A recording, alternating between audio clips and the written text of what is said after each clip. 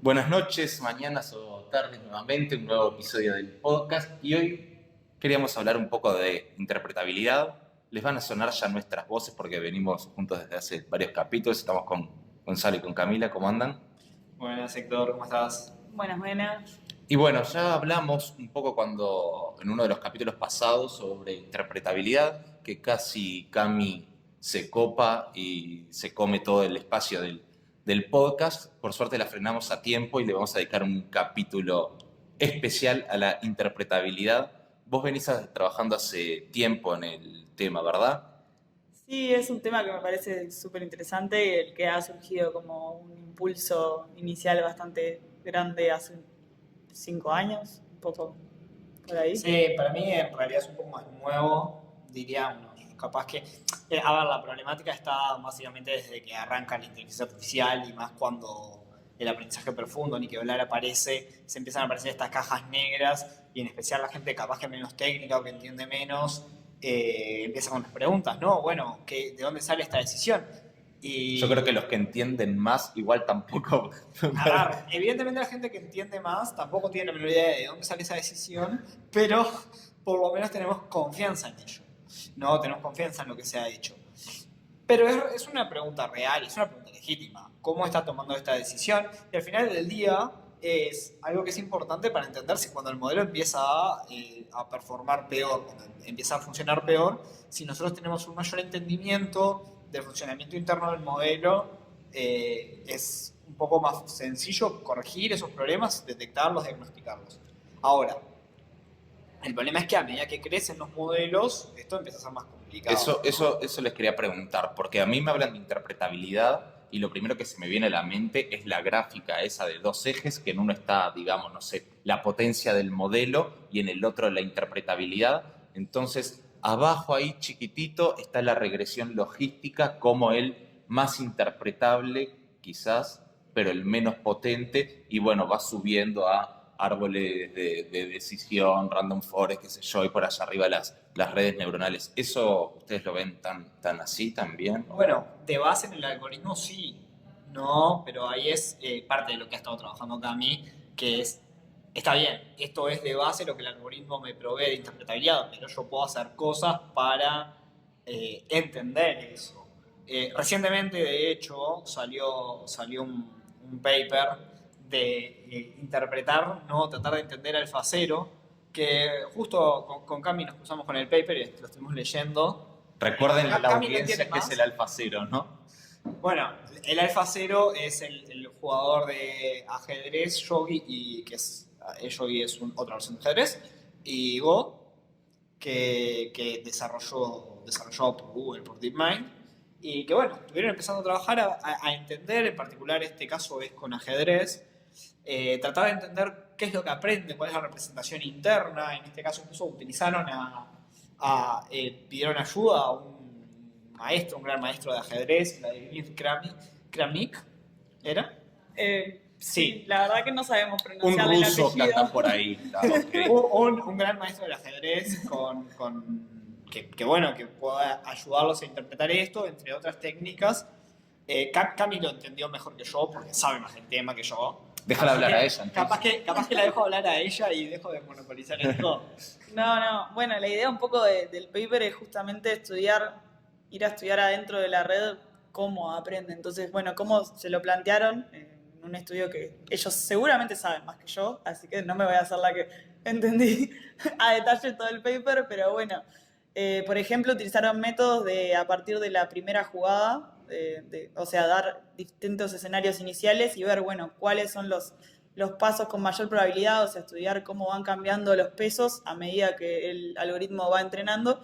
Y bueno, eso auditarlo justamente con conocimiento experto, consultando al señor que no le sabemos el apellido pronunciarlo, pero creemos que es Kramnik.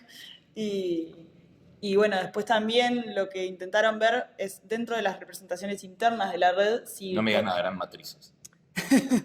Sí, sí. O había Sí, alguna otra cosa. Sí, pero tratar de codificarlas y ver, bueno, efectivamente, si había algún conocimiento de ajedrez aprendido entre capas, entonces como para ver un poco más de si efectivamente en el medio está haciendo algo entendible y el conocimiento que aprende es trasladable a humano o si efectivamente hace algo que le da bien al final. Van a spoilear y decir si encontraron representación de Bueno, algo. es un trabajo muy complejo en realidad y una de las cosas tiene un montón de funciones matemáticas. Si uno lo ve, tiene sus gráficas y explican, te ponen algunos ejemplos y todo de cómo lo hacen. Y bueno, de hecho llegan un poco a la conclusión de que sí, de que hay una generalización donde haciendo este trabajo, arduo trabajo, ¿no? Sí, sí. Eh, Sin duda que la interpretabilidad de los métodos más conocidos van a un paso un poco más simple que eso. O sea, esto ya es Pero un paper de investigación. la base es más o menos esa, ¿no? Cuando uno aplica interpretabilidad, tratar de chequear la estabilidad del modelo y tratar de darnos cuenta si no está haciendo alguna generalización incorrecta para su funcionamiento, ¿no? La típica de el que aprendía a separar las fotos de perritos y de gatitos y que lo que estaba generalizando es que si estaba en el pasto, digamos, si el fondo era verde, era un perro, porque es mucho más habitual en los datos de entrenamiento. Había aprendido que, bueno, los perros están afuera y los gatos adentro de la casa, ¿no? Entonces, interpretabilidad para ver eso, ¿no? Si está generalizando bien o mal es una... Esos ejemplos se hacen un poco más visuales y se busca automatizar un poco más para no pasar por este trabajo que fue mucho más bajado a manualmente mirar las capas internas, por lo que por lo menos pude entender. Corregime, Cami, si me equivoco. No, sí, o sea, creo que venía por esa línea.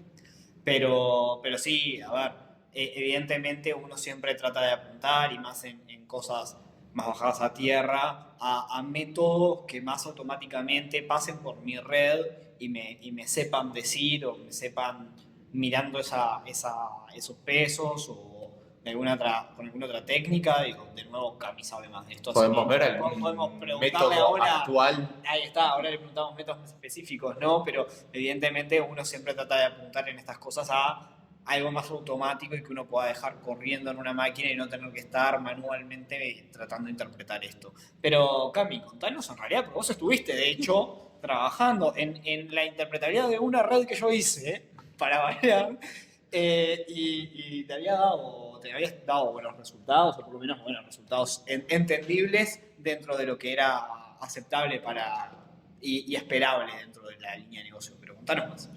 Sí, sin duda. Creo que acá hay que tratar de diferenciar un poco entre, bueno, métodos que tienen que ver con, o sea, métodos que van efectivamente a estudiar el funcionamiento del entrenamiento del modelo, que lo que puede pasar con eso es que tenemos que pseudo reentrenarlo cada vez que los corremos y bueno, demoran lo que demoran en entrenar el modelo.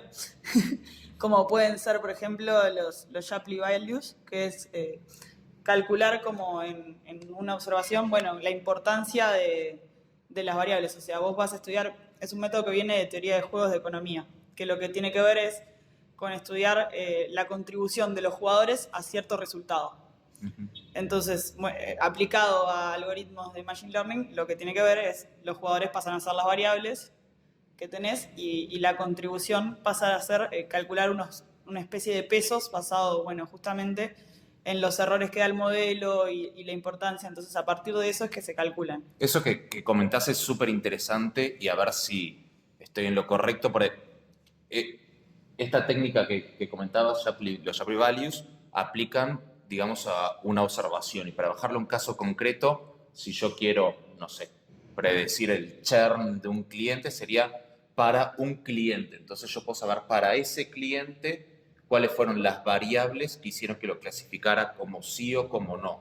Si fue, no sé, el peso, la altura, cuánto es el saldo de su caja de ahorro, pero para ese cliente puntual, ¿no? Sí, exacto. Es un método como de interpretabilidad local, se diría, que lo que hace justamente, o sea, lo que podemos hacer para utilizarlo de manera más eficiente o que llegue como con más valor, es hablar con los expertos de negocio o con los que efectivamente van a usar el modelo para saber qué valores pueden ser de interés. O sea, por ejemplo, ciertos clientes que tengamos identificados o el cliente que hizo el mayor gasto o el cliente que más nos interesa retener pero tiene un no y bueno, a ese le vamos a aplicar la técnica y ver qué variables justamente son las que me está diciendo no, este cliente se va a ir en el churn y por qué. Yo lo que había visto que me resultó interesante es quizás es medio costoso en cuanto a tiempo, ¿no? Pero para pasar esa interpretabilidad del local a algo global de todo el modelo, decían, bueno, ok, vamos y le hacemos los Apply Values a todos los clientes, llamémosle, entonces si vas a tener el valor para cada una de sus variables, y después hacías una clusterización sobre los Shapley Values, o sea, utilizando como input esos valores, entonces ahí en la segmentación decías, mira, a un conjunto de clientes que tienen determinadas características, los clasifica como sí o como no por tales cosas. A este otro grupo de clientes utiliza este otro set de características y lo clasifica que no por tal otra, y algo así como que era un enfoque para poder pasar de eso global, de local, perdón, a algo más global. Sí, eso sin duda es muy bueno porque en realidad lo que te hace también es específicamente te da, bueno, este grupo de clientes, tal variable tiene tal valor, o sea, justamente no es cuáles fueron las variables más importantes, porque en realidad tenemos otro set de métodos globales de interpretabilidad que van a decir, bueno, cuáles son las variables más importantes para el modelo, o sea, cuáles tiene más en cuenta. Pero a partir de eso no sabes para qué lado, o sea, yo te puedo decir tal variable es súper importante, pero no sabes si es que cuando crece la edad es más probable que justamente, no sé, en el caso de churn, que haga churn, que cuando baja la edad. O sea, no Pero sabes además para qué lado es el impacto. es más complejo aún porque puede ser que en mi caso, porque las variables también trabajan en forma conjunta, ¿no? El tener más edad en realidad me afecte positivamente de acuerdo a los valores de otras variables mías y a vos negativamente por justamente las otras, ¿no? Cuando empiezan Sí, a sí. combinarse ya se vuelve bastante más complejo. Algo que a mí me genera duda, ¿no? En todo esto es cómo maneja eso y qué se esperaría del modelo si hablamos de, por ejemplo, conjuntos de variables inconsistentes o que no tendrían sentido en la realidad, ¿no?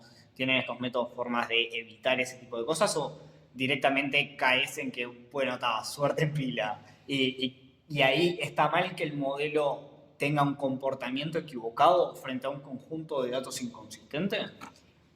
Bueno, en realidad depende del tipo de método de interpretabilidad lo que pase. Si efectivamente hay los métodos estos, por ejemplo, Lime, que es otro método de interpretabilidad local, lo que hace es entrenar una regresión lineal en base a, o sea, un modelo cercano que se asume que una observación en particular se comporta medianamente similar a lo que se podría hacer con una regresión lineal. Entonces lo entrena en eso y después a partir de eso te puede decir, bueno, qué importancia tuvo en el modelo. Y esos métodos son de los que no consideran justamente estas observaciones que vos decís que no existen. O sea, vos vas a buscar todos los cruces, o sea, de las variables. Y puede haber un cruce que sea, por ejemplo, no sé si estamos hablando de un empleado, no sé, que tenga, estamos hablando de empleados, y tenés uno que tiene 2 años de trabajo, pero tiene, no sé, o sea, al revés, tiene 20 años de trabajo, pero tiene 22 años, sabemos que no puede ser posible, o sea, es un cruce de nuestra muestra de datos que viene que tiene que ver con que tuvimos otro empleado que sí tenía 22 años de trabajo, era un valor posible, pero no La tiene 20 años combinación. de edad. Entonces, esos valores inexistentes en realidad depende del método si se tienen en cuenta o no, y depende también como cuánto influye. El Shapley Value en realidad tiene una forma de controlar eso. O sea, lo que hace es poder excluir esos valores que no son efectivamente reales en tu muestra. Va a buscar valores reales. Pero después otros métodos de importancia de variables permutados que simplemente lo que hacen es correr el modelo y una de las variables, o sea, lo que hacen es corres el modelo para todas las variables menos una. Esa variable le pones valores aleatorios. Rompes la correlación. Entonces, a partir de ahí se van a generar, obviamente, filas que no tienen sentido con tus datos. Claro. Y en eso vas midiendo el error del modelo. Entonces, una variable que es importante es la que le va a generar mayor error al modelo Porque la sacaste y la la sacaste. performance se fue al diablo. Exacto. ¿Y Entonces, está mal que un modelo no pueda generalizar a casos que en realidad son irreales? Que un modelo muera en performance al llegar a cuando le pones casos que en realidad sabes que en la vida real nunca te vas a enfrentar. Porque al final del día es de qué me sirve que el modelo aprenda esos casos o que no se muera en un caso que en realidad es irreal, o sea que nunca voy a ver en un caso de negocio. sí, exacto, en realidad no está mal. El problema es que vos sí se lo estás teniendo en cuenta para computar ese error que decís que la variable es importante o no. O sea, esos son como limitaciones de los casos, de los métodos de interpretabilidad. O sea, en realidad en sí que el modelo se muera está bien. En realidad no Claro. me interesa tener que un modelo performe bien en casos inexistentes. En todo esto me acuerdo de una nota que leí hace un montón de tiempo, que hace un par de años ya o más, que hablaba de una idea de presentar, ¿no? Es en un caso mucho más de cuidado, ¿no? Que es en lo que es los problemas médicos, donde uno tiene que ser mucho más preciso y entender es mucho más importante, pero la performance también es muy importante. Entonces se genera este problema justamente de, bueno, necesito un modelo potente, pero además necesito poder entender esto porque si no, no puedo tomarlo en cuenta y ya está. No puedo simplemente aceptar que un modelo me diga que hay una determinada enfermedad o que tengo que tomar determinado tratamiento y nada más. Entonces, habían entrenado el modelo en como dos partes. Habían hecho un primer entrenamiento donde el modelo hacía una salida visual que después tomaban en otro modelo para la clasificación. Y lo que usaban es en ese entrenamiento en dos pasos, en dos etapas, que esa salida intermedia la podía interpretar un médico y de hecho podía ver qué era lo que estaba usando después el modelo para leer. No sé si estás al tanto de este tipo de cosas o de particularmente este caso. Sí, efectivamente, tipo, ese caso es increíble porque, bueno, en realidad esa parte de hacerlo en dos partes tiene mucho sentido, porque hay veces que incluso aplicando interpretabilidad, por ejemplo, si yo te digo, no sé, entrené el modelo con 40 variables y hay ciertas variables que son más importantes, o para este caso está, también es difícil seguirle el hilo, o sea, o lo mismo pasa con árboles de decisión que se empiezan a complejizar. Si bien es un modelo interpretable porque puedes seguir las ramas, Sí, sí, tiene una los hechos, profundidad. exacto, en los hechos Lo interprete otro.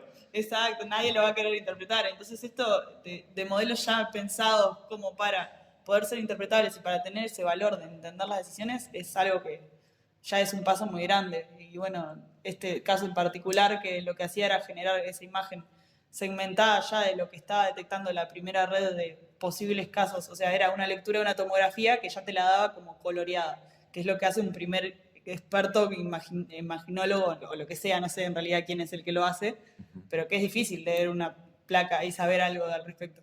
Claro. Entonces, como que eso ya ayudaba mucho al médico, ya era un valor en sí mismo. Y más después, cuando le daba la clasificación, lo podíamos seguir fácilmente. Está bueno, que es el divide y conquistarás, ¿no? En vez de hacer un super modelo todo entero monolítico, medio que lo partieron, parece un approach interesante como para poder aplicar en otros casos más sencillos, pero que de todas formas se puede complicar la interpretabilidad. Sí, ahora me acuerdo de un caso de recomendación en el que estuvimos trabajando, donde habíamos entrenado un modelo que era un modelo que segmentaba y como habíamos tomado una de las capas de la red y con esa salida, ¿no? Lo que hacía era, teníamos un montón de variables computadas de lo que eran estos ítems que íbamos a recomendar. Entonces primero hacíamos esa segmentación con la red y después tomábamos una de las capas entrenadas específicamente para eso, para dar una especie de embeddings, digamos, de preprocesamiento que usábamos para el modelo recomendador y había mejorado mucho la performance de la recomendación utilizar estas capas internas de la red como representación vectorial de esos ítems. Pero está súper interesante eso. La verdad, me encantó. Bueno, pero fue un caso que aplicamos. Sí, sí. Un No, caso que por eso. aplicamos acá. Ya te lo vamos a robar para llegar a otros lados.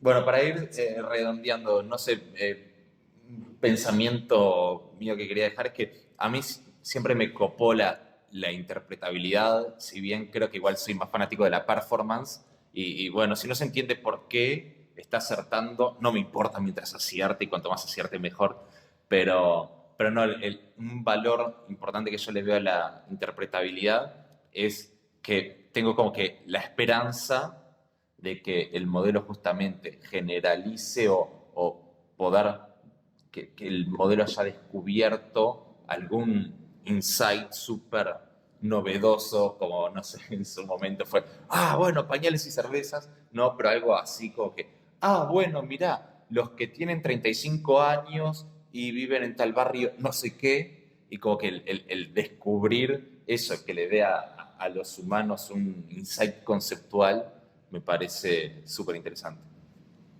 Sí, sin duda. Esto era una de las motivaciones del primer estudio que mencionábamos, el del alfa. Dicen eso, o sea, cómo entender modelos que les va mejor que los humanos. O sea, no solo modelos simples con baja Que descubrió. performance, pero claro, saber efectivamente qué descubren. Aprendamos de ellos. Bueno, dejamos por acá entonces y nos vemos la próxima. Hasta luego. Chao. Hasta luego.